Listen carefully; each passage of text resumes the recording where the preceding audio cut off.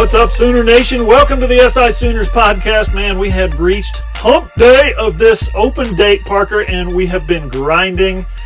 Telling you guys, we had Zoom calls yesterday with Lincoln Riley in the offense. We had Zoom calls today with Alex Grinch in the defense. And then yesterday, Lon Kruger and the men's basketball team. Well, they started practice today, but they had the Zoom calls yesterday with those guys, Parker. Yep, we're starting to get into two-sport season here, John. You know, football, it's kind of hard to think that football's winding down almost, but oddly enough, we're just about to the halfway point of the college football season, and you got basketball coming along in November, so it won't be long before we're juggling football and the hardwood action for you. You take that back. Football season's not almost over.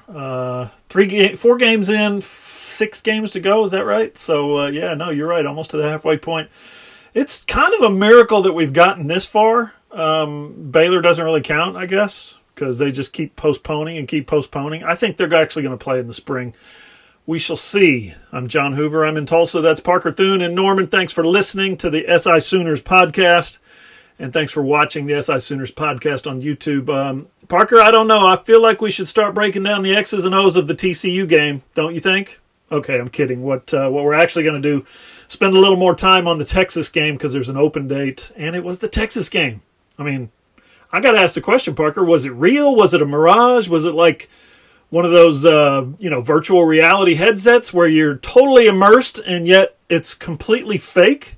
Because Texas, I mean, come on. Texas stinks. How much can Oklahoma take from that one game this year, Parker? Well, I'll tell you what. On the one hand, John, you don't want to get too full of yourselves after a victory like that because, as you said, Texas is not a great football team. You've got a bye week coming up. Perfect opportunity to start cultivating a little bit of complacency heading into that road date with TCU and maybe get surprised on the other end. But at the same time, you also are coming off a victory against your most hated rival. And regardless of how good they are, that's the kind of emotional high that can sustain you for 4, 5, 6 games down the road. So it's not out of the question that Oklahoma builds some momentum off of this Texas victory and carries it over through the rest of October into November and starts to get on a roll here. It could go really either direction. And I think a lot of it comes down to how Oklahoma approaches this bye week and how they game plan for TCU and how seriously they take the Horned Frogs and Max Duggan coming off a loss to Kansas State.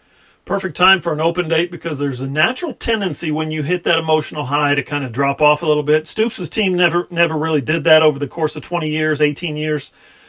He avoided that for the most part. But, new coach, new way of doing things. You would think that maybe there's a little bit of a possibility of an emotional letdown if they come back 7 days later and play a game. So I think this is a good time for the open date. You get to kind of reset. You get to kind of come down off that high, and then you get to kind of refocus on what's important. And we talked to Alex Grinch today, and just cultivating consistency. Finding a way to become more consistent throughout the game, and certainly in the fourth quarter. You wrote about that today. I had asked him some questions about it. I think that's something that's, not just inherent on the defense. This offense, Parker, needs to figure out a little bit of consistency as well. One game they can't run the ball. The next game they have trouble in the fourth quarter throwing the football. The next game they come out run the ball well, but the throwing is either hot or cold. Spencer Rattler can't pick a receiver in particular to go to. It looks like he might have started settling on some guys against Texas. The offensive line gives up some sacks, then they can't get any rushing yards, and then they come out in the next quarter. At least in Texas, it was one quarter, then bad, then one quarter, then bad. Just dominate people and then just kind of have a series of errors or a series of unfortunate events that this team is so young and so inexperienced. We've said it 100 times. That Texas game may have done something for that. Don't you think that Texas game could have maybe steered them a little bit emotionally, focus-wise, at least in the right direction for the rest of the year? Well, definitely. And I'll tell you what, on Tom Herman's Big 12 teleconference on Monday morning, he got slammed after he said, hey, my team's still trying to develop an identity. And I don't think the critiques that came Herman's way were fair at all, because I feel like with where we're at right now in the current state of college football, just about every team is still developing their identity because of the constantly shifting personnel. And you mentioned it, the Sooners need to settle into a rhythm on the offensive side of the football, and you can only do that to a certain extent when you have different guys available week in and week out. And you look at the guys that Spencer Rattler's been throwing the ball to. Obi Obialo has missed 3 of 4 games. Braden Willis has missed 3 of 4 games. Other guys here and there have missed a game. Seth McGowan obviously was out this past contest, which paved the way for TJ Pledger and Marcus Major to take over in the ground game. I tell you what, John, when you have this constantly revolving door on both offense and defense, it is really hard to figure out who you are as a football team. It's really hard for a quarterback to develop a rapport with his receivers. And I do think that this game against Texas gave Spencer Rattler an opportunity to start doing that. You start to see him develop some chemistry with Theo Weiss. You started seeing him develop some chemistry with Austin Stogner. Drake Stoops obviously made a couple of big plays, both in this game against Texas and the game against Kansas State a couple weeks back. So here's the thing, John. I think you're 4 games into the season now. In an ideal world, you're going to start to see less and less guys held out of action in the COVID-19 protocol. And so you're going to start to see the snowball roll downhill in terms of chemistry on both sides of the football. And one would hope, Sooner Nation would hope, that getting Chris Murray eligible, the transfer from UCLA, is going to be a boost to that offensive line, which has had its struggles over the first 4 games of the season. But the bye week especially, it hitting where it did, and you mentioned it's kind of an ideal spot for that bye week to hit. But going into the bye week and coming out on the other side, heading to TCU, I think you're going to see the Sooners a lot closer knit than they have been the last few weeks, simply by virtue of the fact that they've gotten to the point where they realize what they're dealing with. You know, these guys realize what they're dealing with in terms of their peers, in terms of their teammates, the guys in their unit. They're going to start to develop a rapport, and that's not just limited to Spencer Rattler and the receivers. Think about the secondary has had some issues. The front 7 is just starting to gel, and we saw that against Texas. So when you're taking into account team chemistry, I think you did see some big steps in that direction against Texas. And I'm excited to see how the Sooners can make that carry over into the second half of Big 12 play, starting with that date against TCU. Yeah, I'm glad you mentioned Tom Herman, because I did a radio hit this morning with Mike Steele on the Sports Animal Tulsa, and he asked me this question. He said, "You think Tom Herman makes it to 2021? What do you think, Parker?" Ooh, that's tough, John. It really is tough, because the people down in Texas, the folks down in Austin, don't have a whole lot of patience for mediocrity. And that's really all that Texas has been, is mediocre under Tom Herman. You can say, oh, they won the Sugar Bowl. But the reality of the situation, John, is that with as well as Texas recruits every year, the people making the decisions, the people who cut the checks, aren't going to be too thrilled to see the Longhorns keep piling up 8-win season after 8-win season. No, the expectation after a decade of mediocrity is that Texas is going to be in the thick of the national championship discussion here before long. And is Tom Herman the guy that can take them there? I'm hesitant to believe it. I am, especially just given the fact that you've had stability at the quarterback position for the last 4 years with Sam Ehlinger. And the fact that you haven't been able to build something around that guy, around your guy, that's concerning to me. And so I'm not sure whether Tom Herman gets another year at Texas. I think he's definitely on the hot seat as of right now. And I think the other thing that people are obviously going to be upset about is the fact that he's 1-4 against Oklahoma. And so, yeah, that seat's getting a little warm under Tom Herman. And I'd say it's about a 50-50 shot right now. And we're really going to have to see how Texas responds to the loss to Oklahoma, because their season is at a crossroads as much as Oklahoma's is. They can spiral out of control, or they can hit the ground running and start to pile up some wins against these mediocre Big 12 opponents, as they should, if we're trying to put Texas in the conversation of, oh, that's a top 20, top 25 national program. So if that's the expectation for Texas, if the expectation is that they're going to be in the conversation for a New Year's Six Bowl every year, there's no reason why, especially here in 2020, they shouldn't win at least 6 or 7 more games. Okay. So you mentioned 1-4. Here's another question for you. You think Sam Ehlinger comes back for a second senior season in 2021? I mean, earlier in the school year, the NCAA said that fall student athletes have no eligibility lost this year, so any senior who wants to come back next year can come back if their school will have them, presumably, right? Well, today the NCAA Division I Council said the same thing about winter sport athletes, basketball, wrestling. So what do you think, Parker? You think Ehlinger tries to come back next year? Maybe a better way of asking it would be, would he want to risk becoming the first quarterback in college football history probably to lose to his rival 5 times or maybe even 6 if they make the Big 12 championship game? It's a long shot, but who knows? What do you think? You think he's coming back next year? Yeah, I do, John, and here's the reason why. You look at the NFL prospects for Sam Ehlinger right now, I think another season would do him a lot of good in terms of getting some good film for scouts. Because as of right now, no one's talking up Sam Ehlinger as a future franchise quarterback in the NFL. And given the fact that no players are losing eligibility here in 2020, if you don't know for a fact that you're going to be a first, second, third round draft pick, if you don't know for a fact that you're going to be taken in the high rounds come April, I don't know why you wouldn't come back for another season to try and put yourself in that position come 2022. And here's the thing about Ehlinger. He loves the University of Texas. Oh, yeah. He loves Texas. And so even if Herman gets run out of town, it would not shock me at all if Ehlinger came back for another season. In fact, I think I would be more surprised at this point if he didn't come back for another season. Wants to play the final senior year for Urban Meyer. Just saying. So I mentioned it right there. We had a little breaking news today. The NCAA basically came out and said, hey, whatever you guys want to do, it's fine with us. They said, no eligibility loss for winter sport athletes this school year. That's cool.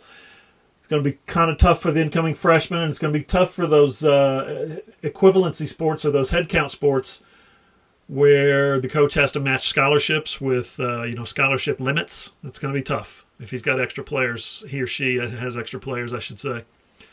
They also said there's going to be a one-time transfer waiver for all student athletes in all sports. And that one still has to be voted on in January, but I think it'll pass. And then you know what else they said today? They said, you know what? We got 127 teams playing football in 2020, or there will be when all the conferences finally get rolling. So no minimums for bowl eligibility. Anybody who wants to go to a bowl and gets invited to a bowl can go to a bowl. Whee! Yeah, baby, party at Mark Emmert's house, right? That's what the NCAA is going right now. This is blowing my mind. This is like the movie Hall Pass, or maybe it's more like The Purge. Remember that, where the year 2020 is like that one year when you can break literally every rule, Parker, except the marijuana rule, apparently. I say that. And then Justin Harrington was on Instagram this morning. Did you see this? Posted a little Instagram post, said, these boys are back for TCU. And he mentioned not only Ronnie Perkins, but Trajan Bridges, Ramondre Stevenson, and Seth McGowan. Now, don't get it twisted. McGowan had a concussion against Texas. Those other guys were suspended, as we thought. But, apparently they have served their suspensions, meaning with the season reduced to 10 games, and they're already having served one game last year in the playoff, then the suspension for half the season has been reduced to half of this season, or 5 games, Parker. I think this is going to be a little bit different looking team with all those guys back on the field. Up next on the SI Sooners podcast, here's how OU wins its 6th straight Big 12 title. Hey, are you a business owner looking to get your product out there to the masses? Let's say you run a hotel in Norman, or a car dealership in Oklahoma City, or a restaurant in Edmond. Or maybe you're a small online business who creates and sells OU merchandise, and you just want Sooner Nation to come sample your wares. Well, then consider advertising in this space right here on the SI Sooners podcast. SI Sooners reaches thousands of readers, viewers, and listeners literally every day, and the SI Sooners podcast is the ideal place to find your next customer. To advertise, send an email to allsoonersi@gmail.com or DM us on Twitter at @all_Sooners.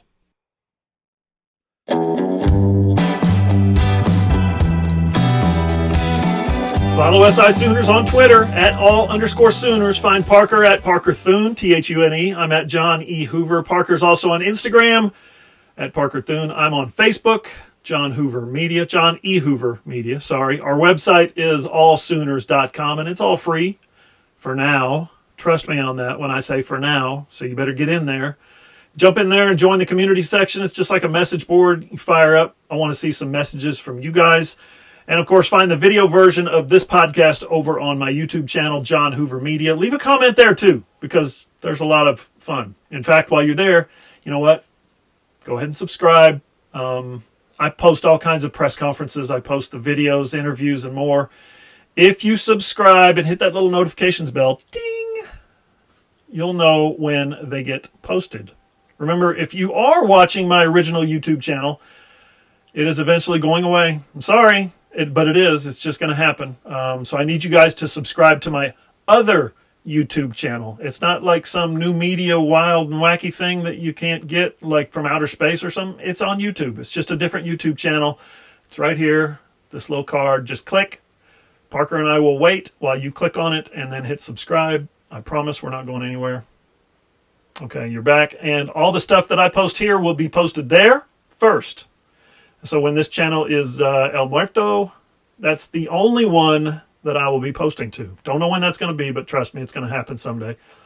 Again, you don't have to do anything but subscribe to that other channel. That's when this one goes away. You're going to be good to go. Trust me.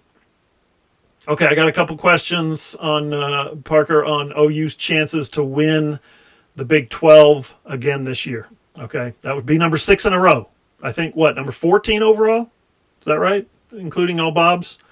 That's just crazy. You say it can't happen this year because they have 2 losses, but I think it absolutely can happen. Number 1, it's like Alex Grinch said last week after the Texas game. You're never winning the game. You're never losing the game. You just keep playing hard until the clock reads zeros. I love that. But anyway, same thing for the season. Until you are mathematically eliminated, you're still in it. In Oklahoma's case, Parker, they're still in it because there's still 6 games left to play. They played 3 in conference. They've got 6 games left. There's only 2 teams that are actually ahead of them right now, using Alex Grinch's theory of nobody's ahead, nobody's behind. There's only 2 teams ahead of them.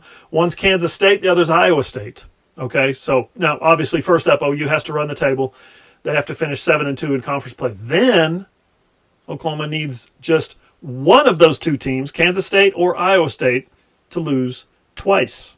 And in losing twice, OU needs them to lose to the right team, which means the idea here is you want to force a 3-way tie with someone that Oklahoma beats, but also that person also beats Iowa State, for instance. That way in the 3-way tie, they are all 1-1 against each other. They have to be 1-1. If you get in a 3-way tie with 2 losses and somebody is 2-0 in that little 3-way group, then that team that's 2-0 goes on. So you have to be 1-1 against each other. Does that make sense? Good. After all the tiebreakers have been exhausted now, when you're 1-1 against each other, everybody's got the same record. You're 6-1 against everybody else in this scenario. Then you start digging into point differential. I think that's the 3rd tiebreaker the Big 12 uses. Point differential. Now you're talking Oklahoma's game because eventually I think these Sooners are going to start scoring a lot of points. They are going to start blowing some people out, you'd think. And that's when they can get back in this thing. Now consider that Kansas State lost its quarterback, Skylar Thompson, for the year. They also lost All-American kick returner Joshua Youngblood to the transfer portal in October, which is just, even now, it's weird to me. So, Parker, what are Oklahoma's chances to win yet another Big 12 title? I mean, the odds came out yesterday from Bovada, and Vegas still likes the Sooners. Yeah, I tell you what. The thing about it is Oklahoma is going to need some help, and they already got some help with Joshua Youngblood transferring, Skylar Thompson out for the year. Kansas State is going to have a lot of work to do to stay afloat in the Big 12 at this point in time, and I don't doubt at all that Chris Kleeman can make that happen, but that's a tall task. That's a tall task for any coach, and I think Chris Kleeman is one of the best coaches in the entire country, not just the Big 12. So if there's anybody that can do it, he certainly can, but things don't look good for that Wildcats team right now. You didn't mention Oklahoma State, and here's the thing about the Cowboys, is that Oklahoma's going to need them to pick up a loss somewhere along the line too, because even if the Sooners beat Oklahoma State in Bedlam, that's still just 1 conference loss for the Pokes. Oklahoma's got 2. So at that point in time, the Cowboys are still ahead of Oklahoma.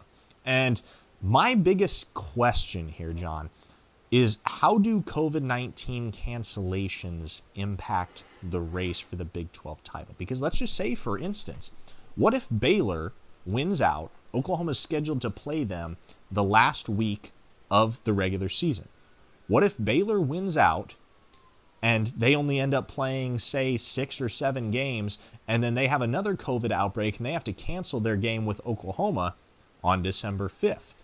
And then what happens if Baylor's only got 1 conference loss, Oklahoma's got 2, but Baylor had to be the one to cancel the game because they had a COVID outbreak? How do you think Oklahoma, how do you think Lincoln Riley, how do you think everybody involved with the Sooner program is going to feel if Baylor ends up going to the conference championship game in lieu of the Sooners and Oklahoma never got a shot to take them down? I think that's an angle that it doesn't seem like anybody is talking about at this point. But as it's become evident that we're going to see more cancellations, we just saw LSU and Florida go by the wayside. So there are going to be more games canceled.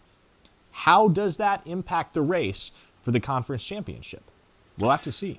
Nick Saban came down with the COVID today, him and his athletic director. So you're right. Remember now, just last weekend, Oklahoma State was coming off of a Sunday, an open date, and they said, oh, man, we can't wait to finish practice tonight, and now we're all ready for Baylor. And guess what? Baylor called them and said, yeah, we can't play this weekend. Let's move the game to December 12th. So they play the Sooners on the 5th, you said. They play Oklahoma State on the 12th. You're right. What happens if they default because of the Big 12 will go by winning percentage? What a hellacious strategy. You don't play the game, you go to the championship game. You do play the game, you risk losing to a red-hot Oklahoma team, possibly at that time of the year, and not going to the championship game. I would really hate college football if they started pulling shenanigans like that to get their teams to the championship game. That would be really dirty pool. I would, ooh, boy, you talk about, and what are we supposed to say? You know, if they tell us they don't have enough players and they're not making the information public, what are we supposed to say? Are we supposed to say, you're just sandbagging it? No, we don't know. So we have to take them at their word.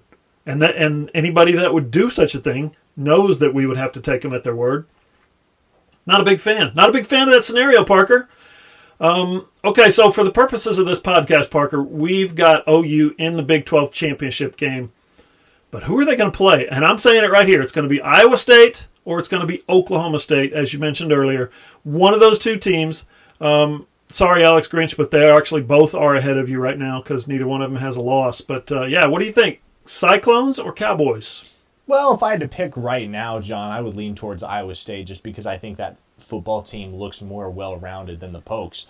But hey, like I said last week, they keep Shane Illingworth at the quarterback position. I think there's definite potential that the Cowboys could make a run. And I don't think that's going to happen. This is why I say Iowa State. I think Mike Gundy's going to go back to Spencer Sanders and kind of shoot himself in the foot. But no, the way Matt Campbell coaches that team and as fundamentally sound as they are and as resilient as they proved that they are in that victory over Oklahoma in Ames, I'm confident that Iowa State will very much be in the thick of things for the Big 12 title at season's end. Even if they don't end up making the championship game, they'll be right there. And they got some players, John. Oklahoma found that out the hard way. It's not just Brock Purdy. It's Breece Hall. It's Charlie Kohler. It's Greg Eisworth.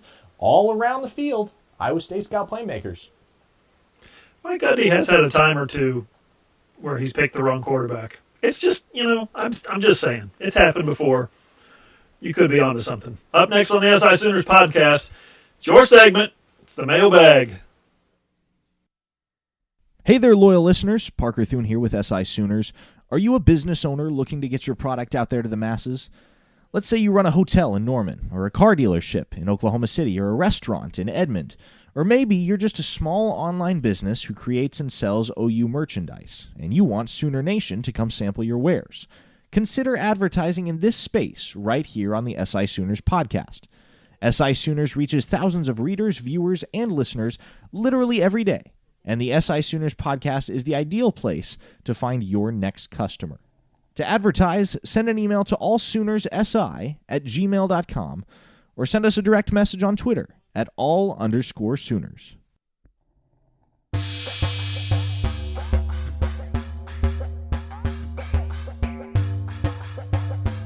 Final segment of the SI Sooners podcast. It is Wednesday, so that means it is time for the Mailbag. It's my favorite segment of the week. I got a lot of favorite segments, but I think this is number one. How about that?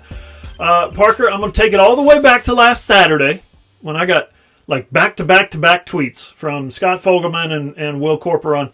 Scott asks, is it safe to recognize how completely awful Lincoln is as a fourth quarter coach? And Will asks, is it time for Lincoln to hire an OC? Wonder where I've heard that before.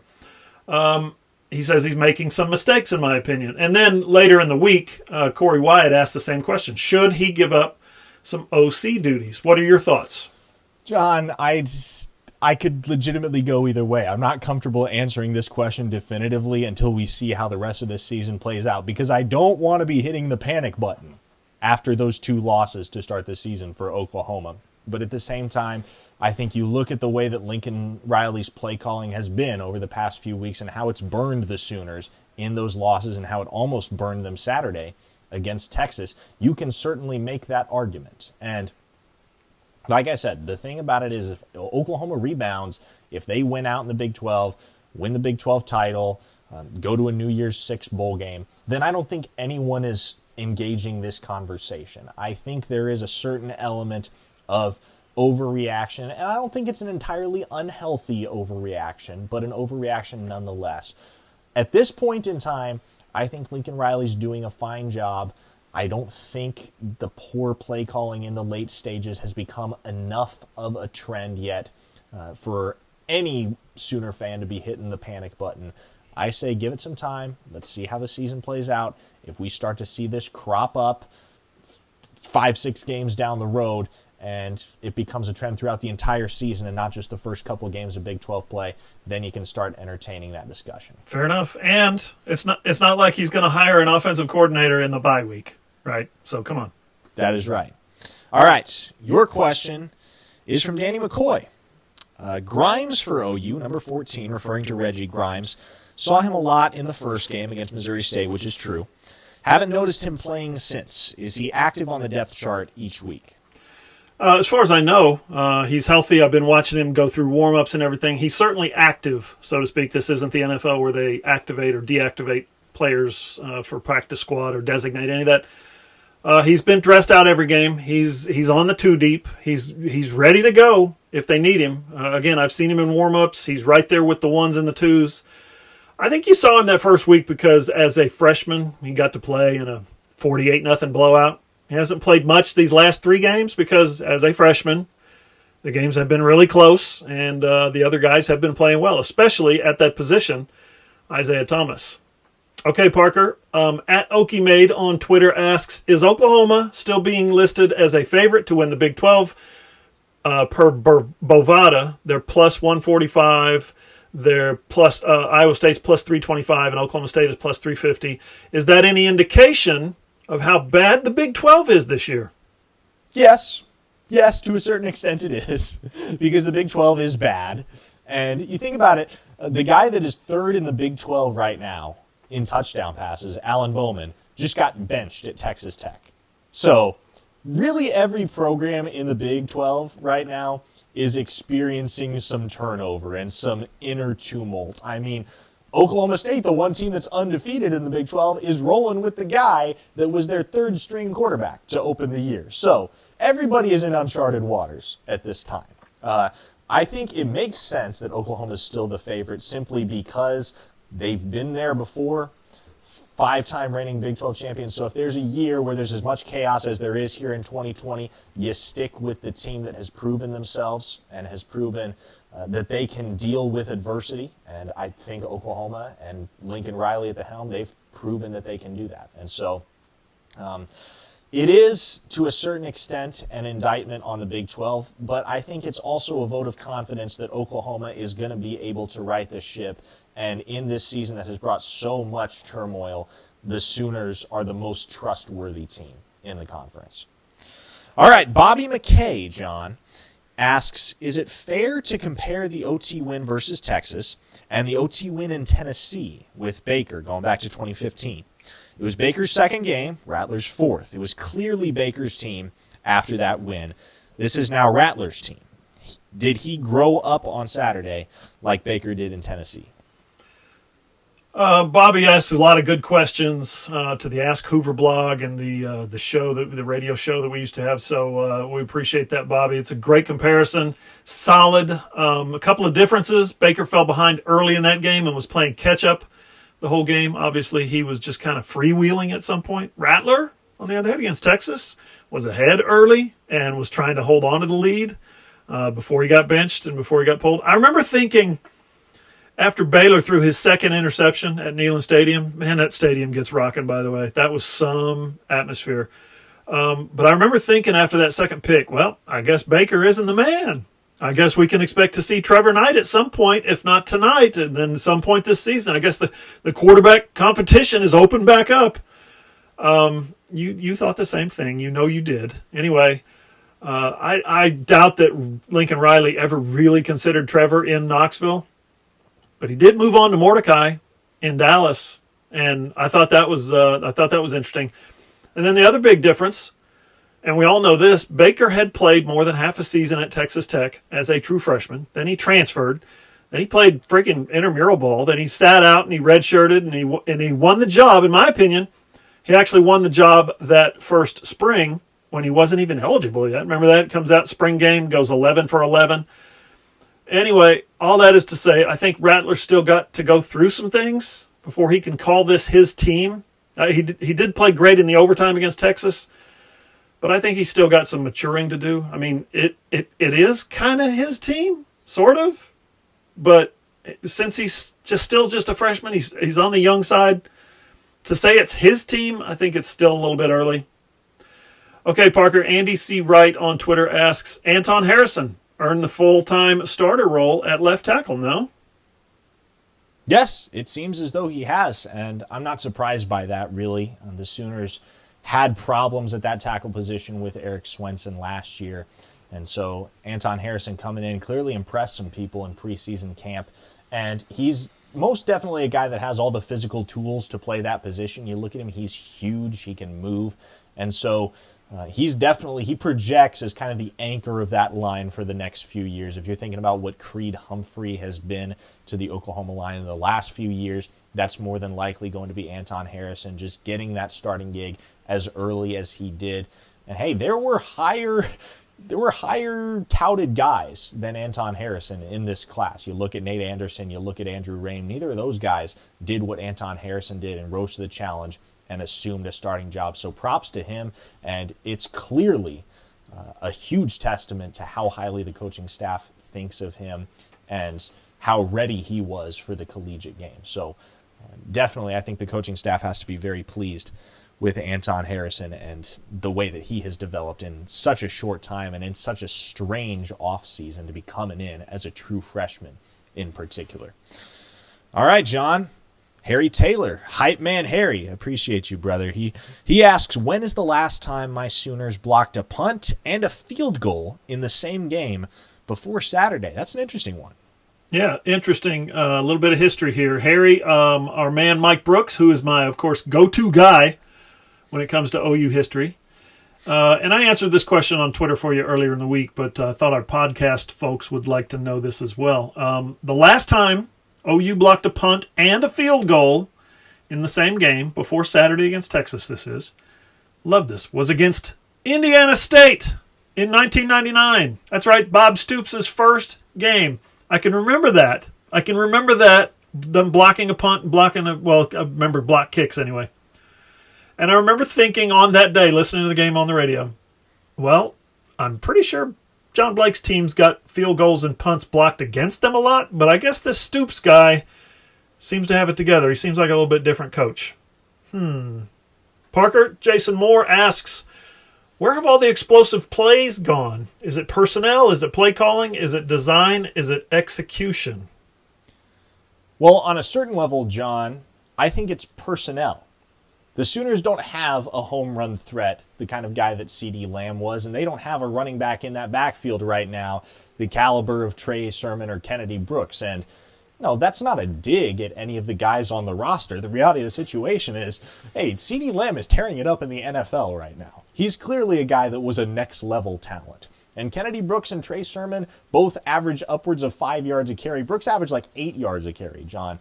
just an absolutely ridiculous talent at the running back position, and I'm sure that the Sooners are hurting a little bit to have him around after he opted out back in August. But I think you look at this roster top to bottom, there are playmakers.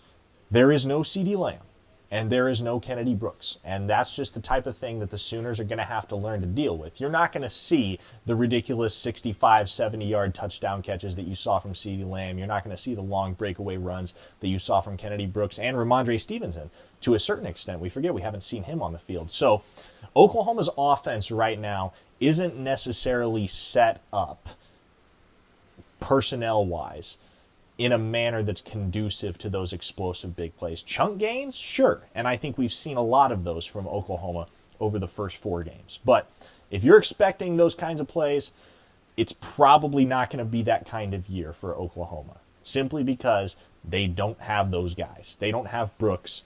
They don't have Lamb. And hey, you saw a couple big plays in the opener from Charleston Rambo and Marvin Mims, and those are 2 guys that I think as they come into their own, you're going to see a lot more of those plays from them. But right now, I'd say let's pump the brakes a little bit.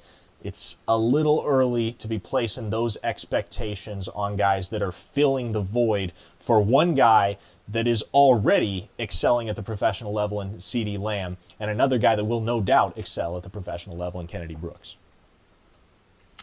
Easy peasy. Just like that. If you want to get in on the mailbag, it is easy. Just get in, get on Twitter and hit me up at John E. Hoover, or send it to Parker at Parker Thune. We will get you on the next podcast. And that next podcast is Sunday. Yes, it's an open day, but Parker and I are working.